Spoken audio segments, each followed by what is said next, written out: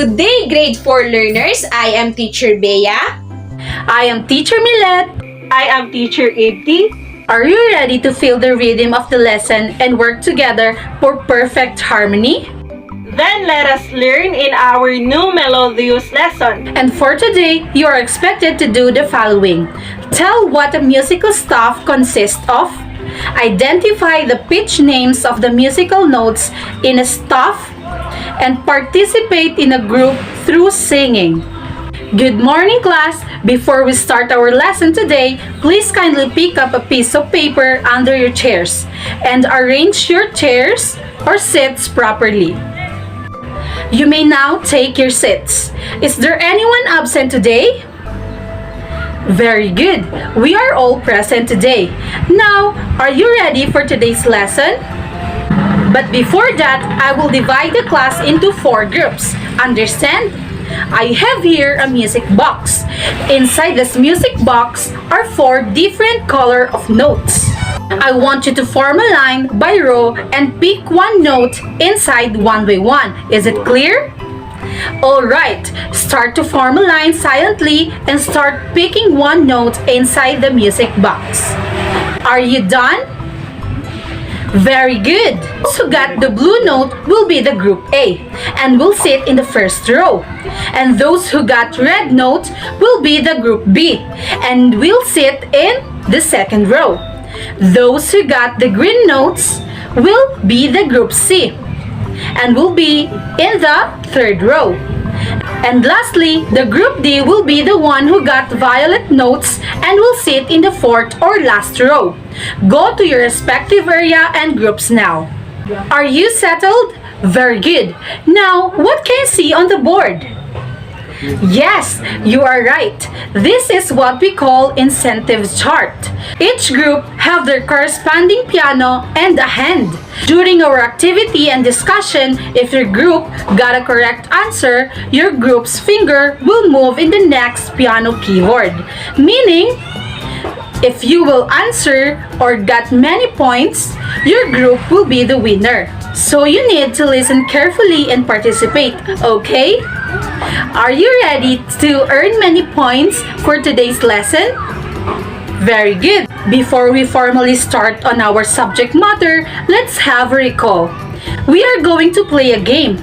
Are you all familiar with the game 4 picks 1 word?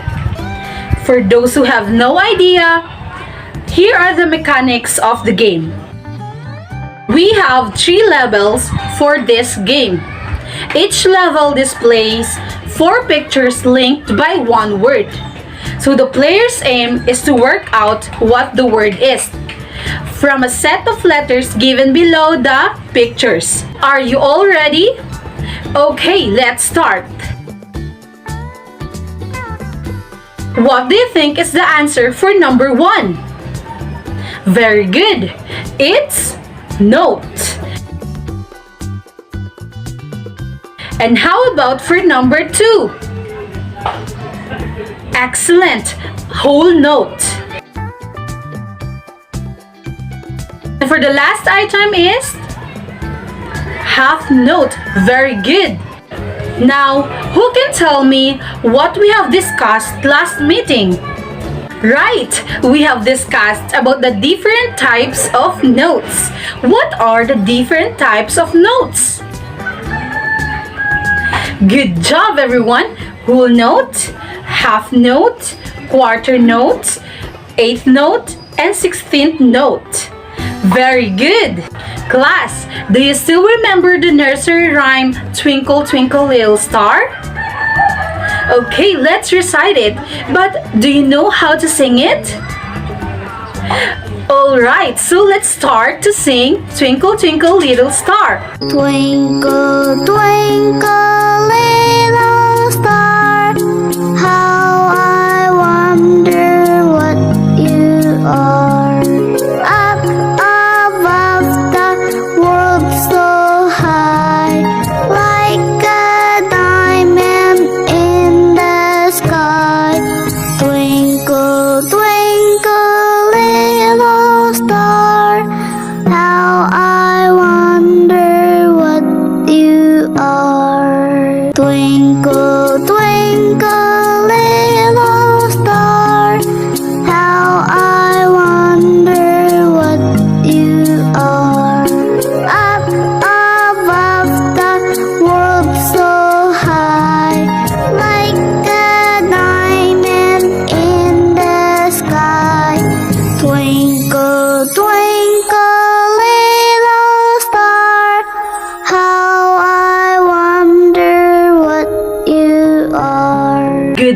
Class, what is the difference between the nursery rhyme and the song? Very good. The song has a tune or melody. Yes. Do you know why a song has a tune? Class, today we will learn more about this. I am going to give you an activity through a video presentation. Get your notebook and ballpen because after watching the video, you are going to answer the guide questions to help you better understand our topic.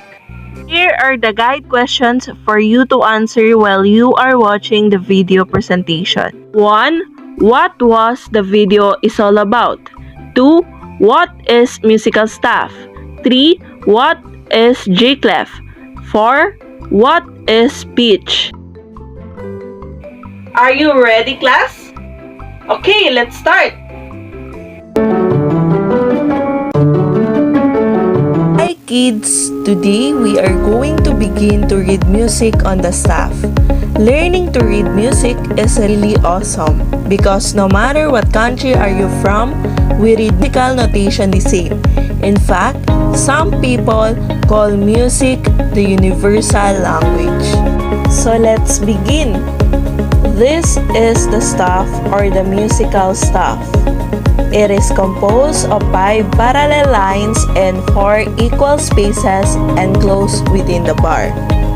The staff is where all other musical symbols are drawn, and one of that musical symbol is the clef. The function of the clef is to indicate the specific position of the note and pitch in the staff. Today, let us stick with this symbol. This is the most common clef. It is the treble clef or the G clef. The G clef is for the higher note, like a flute would play, or a soprano that sings. Now, how important all these symbols in music? Well, to answer that, each places in the staff together with the clef has a specific or exact pitch. What is pitch? Pitch is the degree of highness and lowness of a tone. To describe the pitch, we use letter names. Starting from the bottom of the G clef staff, the line represents the notes E, G, B, D, and F. The letters always remain as ordered from the bottom line to the top line of the staff. These are the letters of the lines. Now that you know how to figure out the notes of the lines on the G clef staff, what do we do with the spaces? Well, there are 4 spaces. We are going to assign a letter to each space on the staff. 1 is for F, 2 is for A, 3 is for C, and lastly, 4 is for E. Yes, that spells face. As long as you remember the word face, which is a rhyme with the space, you'll be good to go. Again, we have F, A, C, E for the spaces, and E, G, B, D, F for the lines. I hope you've learned something from this video presentation. Bye, kids!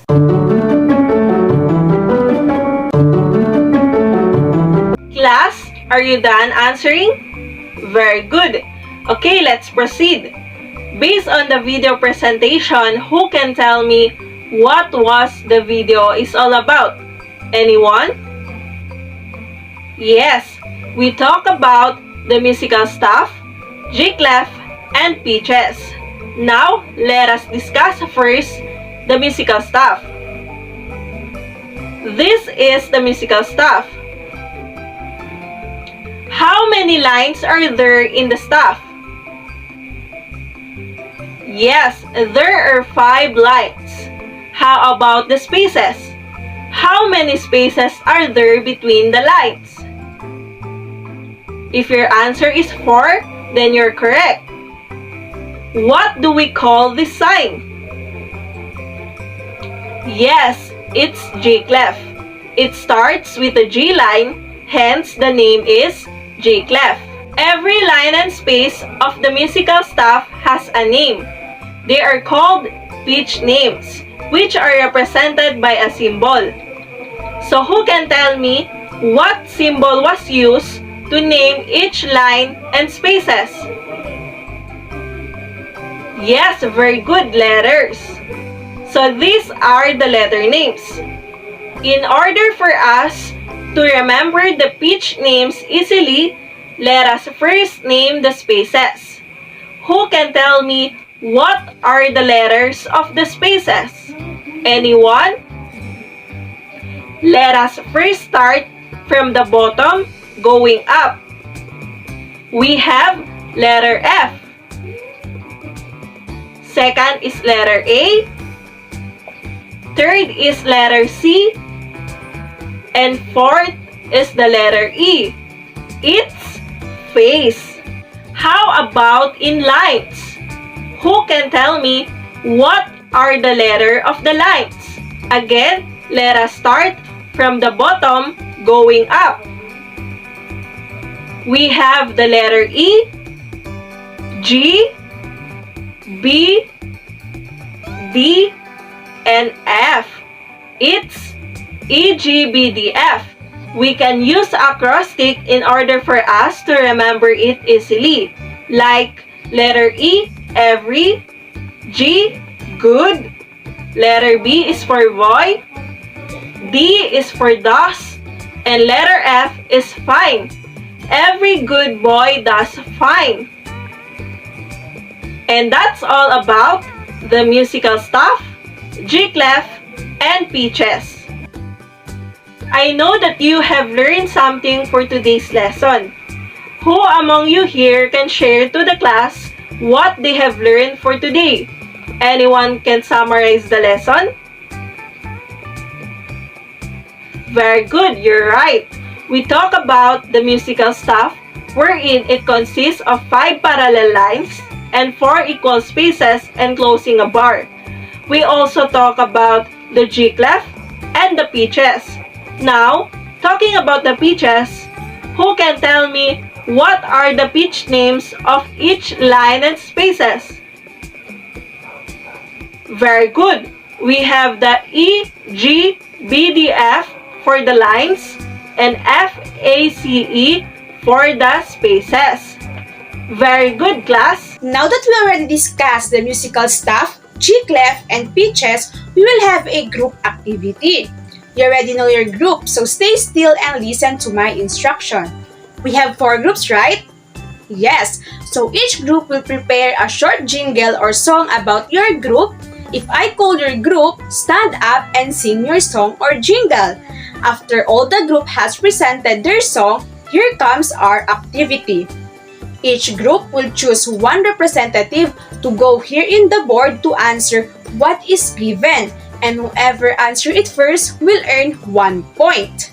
The representative will shout "Done" to acknowledge the first who got the answer. Okay, now let's begin the presentation of each group for their jingle or song. Okay, for the group 1. Very good. So the next group, please. Group 2. Amazing! And the next group, group 3. Very good. And the last group, group 4.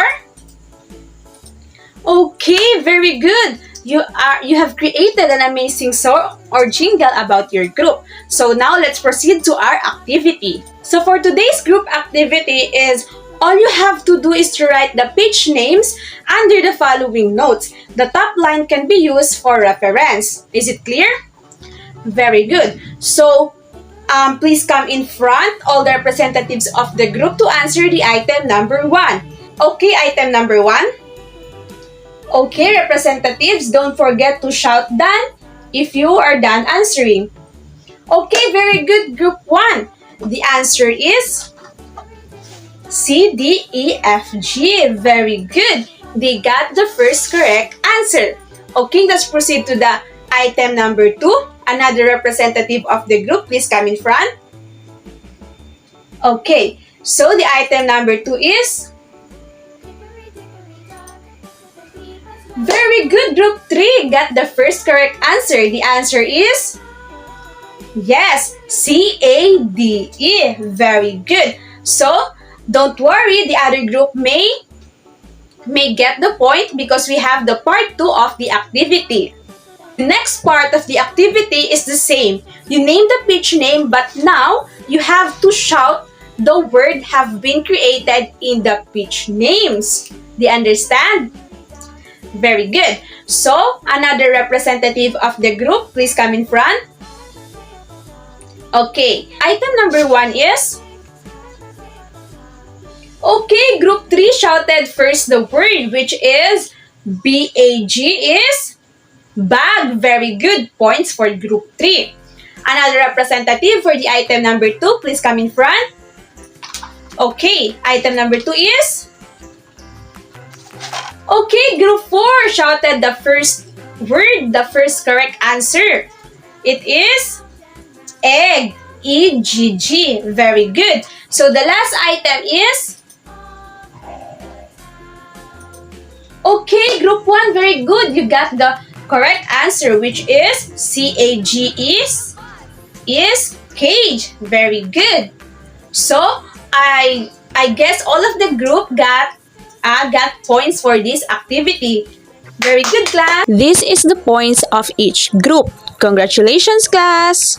Okay, class, after the activity, now let's check your understanding of our subject matter. Get one whole sheet of paper and answer what is being asked. So we have two parts of the test. Test 1, directions. Write the pitch names of the notes on the G clef staff. Write your answer on the space provided. For the test 2, it is true or false. Write the word T if the statement is true and F if the statement is false. Okay, are you ready? Do you have one full sheet of paper? Okay, very good. I will give you 10 minutes to answer the test and afterwards, let's check your answer. Do you understand?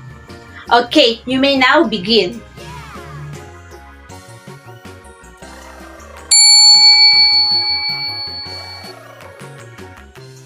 Okay, test 1, number 1, the answer is very good, BED. Number 2, the answer is very good, DAD. Number 3, the answer is very good, BAD.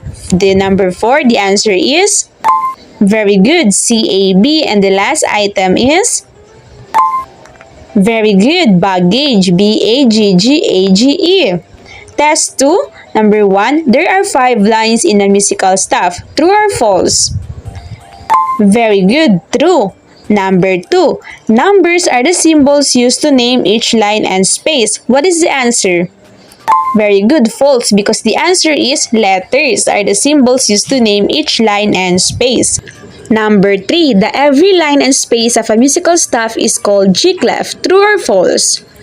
Yes, false, because the answer is pitch name. Very good.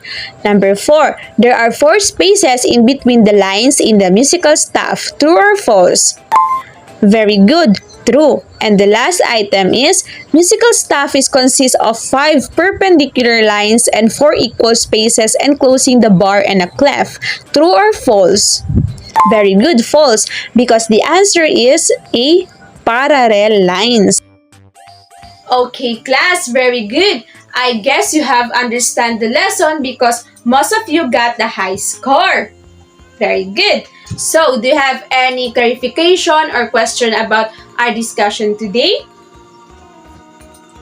Okay, if none, I see that you have learned a lot today. So, for assignment, I will give each of you a worksheet and submit it in our next meeting. Do you understand? Very good. So that's all for today and see you on the next meeting. Goodbye, class!